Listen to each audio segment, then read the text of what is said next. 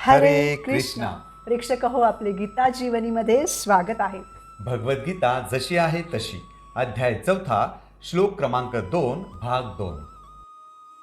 प्रेक्षक हो, मागील भागात आपण याच श्लोकावर चर्चा करताना हे जाणले की जीवनामध्ये आपण आध्यात्मिक प्रगती करण्यासाठी सतर्कतेने गुरु स्वीकारणं खूप आवश्यक आहे. ते कसे, यावर आपण आज चर्चा करू. तर प्रेक्षक हो, काही लोक असे असतात की जे स्वतः नास्तिक असतात, परंतु भगवद्गीता खूप प्रसिद्ध असल्यामुळे ते भगवद्गीतेवर टिप्पणी लिहिण्याचे धाडस करतात, परंतु ते स्वतः भगवंतांना मानित नसतात. ते असा विचार करतात की आपण आपल्या मनाप्रमाणे भगवंतांची भक्ती करू, भगवद्गीता वाचू, संसूत्र काय आम्हाला माहीतच आहे.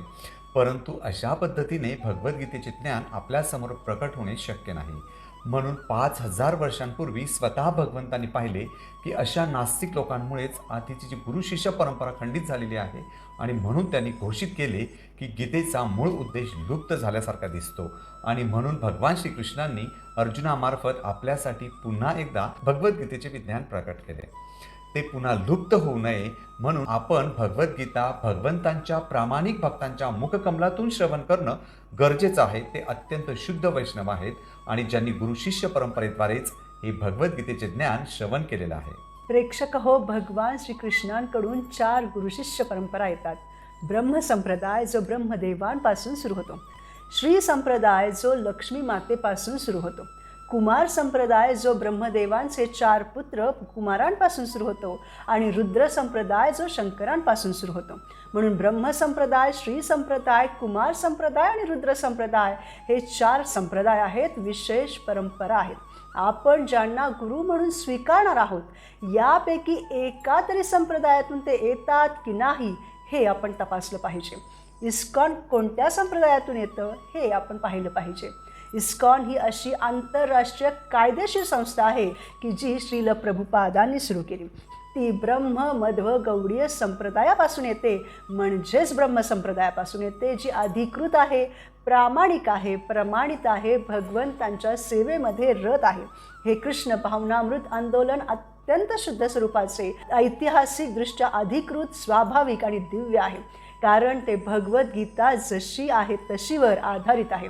या आंदोलनाचा उद्देश भगवान श्रीकृष्णांचा संदेश सादर करणं हा आहे, श्रीकृष्णांची इच्छा प्रकट करणं हा आहे.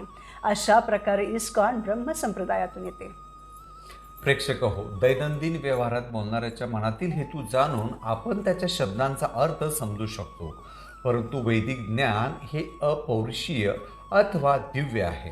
त्यामुळे वेदांची तात्पर्ये ही गुरुशिष्य परंपरेतील अधिकारवंतांकडूनच श्रवण केल्यावरच समजली जाऊ शकतात. पूर्ण पुरुषोत्तम भगवंतांविषयीचे वर्णन असल्यामुळे वैदिक ज्ञान संपादन करण्यासाठी ज्ञानप्राप्तीचे भौतिक मार्ग निरुपयोगी ठरतात.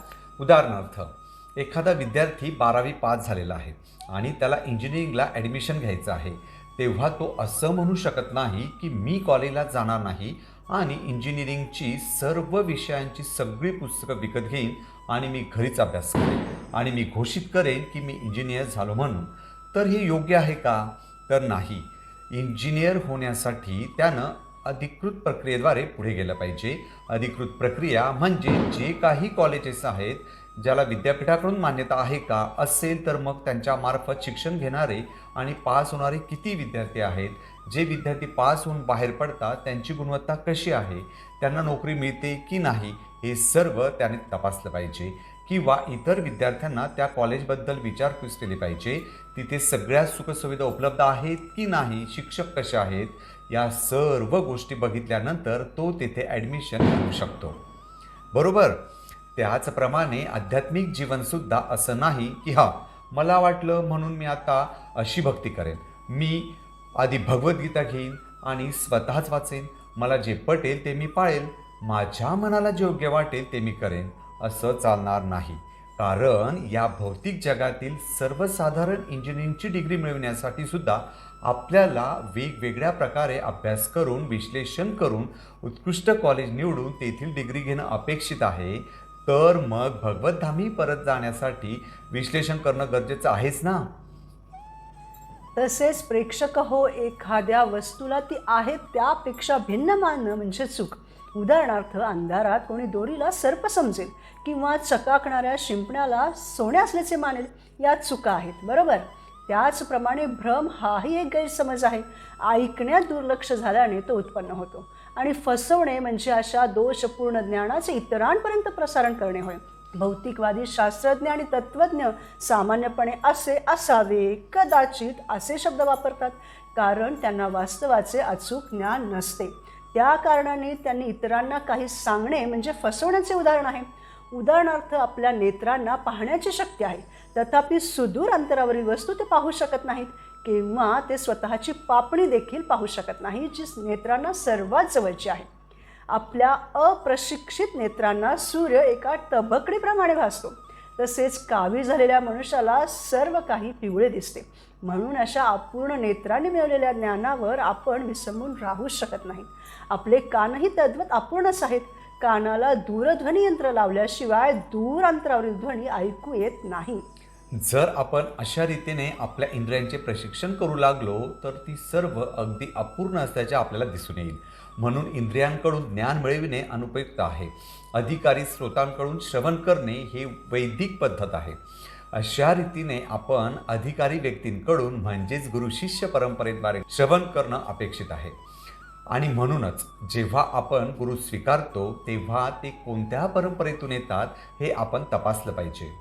तर प्रेक्षक हो, ही गुरु शिष्य परंपरा स्वतः श्रीकृष्णांपासून सुरू होते आणि त्यानंतर ब्रह्मा, नारद, व्यास, मध्व, पद्मनाभ, नृहरी, माधव, अक्षोभ्य, जयतीर्थ, ज्ञानसिंधू, दयानिधी, विद्यानिधी, राजेंद्र, जयधर्म, पुरुषोत्तम, ब्रह्मण्यतीर्थ, व्यासतीर्थ, लक्ष्मीपती, माधवेंद्रपुरी, ईश्वरपुरी, श्री चैतन्य महाप्रभू, रूप, रघुनाथ जीव, कृष्णदास, नरोत्तम, विश्वनाथ, जगन्नाथ, भक्ति विनोद, गौर किशोर, भक्ति सिद्धांत सरस्वती ठाकूर आणि एसी भक्ति वेदांत स्वामी श्रील प्रभुपाद यांच्यापर्यंत पोहोचते, की जी अधिकृत आहे, कायदेशीर आहे, स्वाभाविक आहे, दिव्य आहे. आणि हे असे एकच ब्रह्मसंप्रदाय नाही, तर श्री संप्रदाय, कुमार संप्रदाय आणि रुद्र संप्रदाय असे एकूण 4 संप्रदाय आहेत.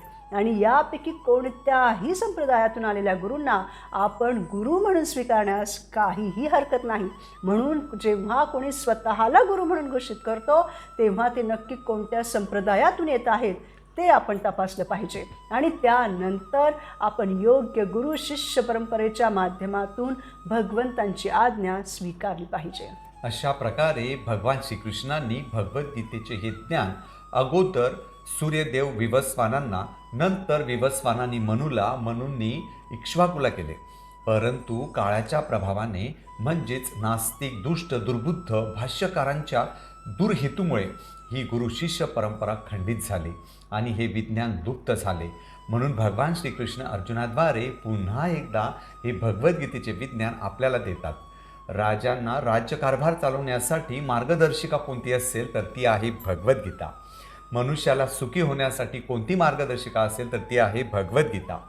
मनुष्य ही एखाद्या मशीनप्रमाणे आहे, पण किती कमाल मशीन आहे.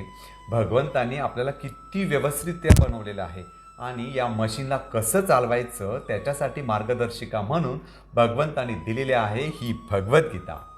तर प्रेक्षक हो, जीवनात आनंदी राहण्यासाठी आपण कोणत्याही प्रकारचे तर्कवितर्क न करता प्रामाणिक गुरुशिष्य परंपरेद्वारे आलेल्या भगवद्गीता जशी आहे तशीचा आदराने स्वीकार केला पाहिजे आणि त्याप्रमाणे आचरण केलं पाहिजे.